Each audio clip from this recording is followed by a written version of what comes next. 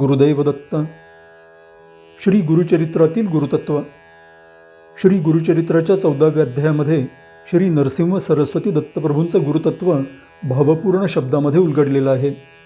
जय जया श्री जगद्गुरू अशा प्रकारे सायनदेवांनी केलेल्या उद्घोषातूनच श्री गुरु हे व्यक्ती नसून संपूर्ण विश्वाचे मार्गदर्शक आहेत हे स्पष्ट होतं.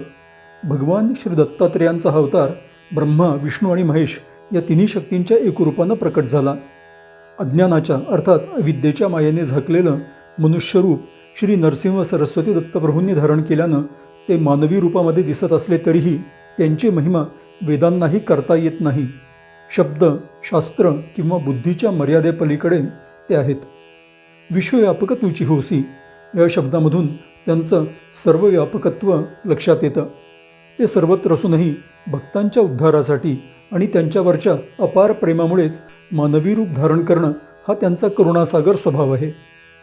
तुमची महिमा वर्णावयासी शक्ती कैची आम्हासी या शब्दामधून सायनदेवांनी त्यांची महिमा वर्णन करण्याची आपली क्षमता अत्यंत मर्यादित आहे हे स्पष्ट केलं. ही नम्र शरणागतीच खऱ्या भक्तीचं लक्षण आहे. अहंकाराचा त्याग करून समर्पण केल्यानंच श्री गुरूंची कृपा होते. श्री नरसिंह सरस्वती दत्तप्रभू हे साकार निराकार, सगुण निर्गुण, मानव आणि दैवी या सगळ्याच पातळ्यांवर कार्यरत असलेलं परब्रह्मस्वरूप आहेत. गुरुदैव दत्त.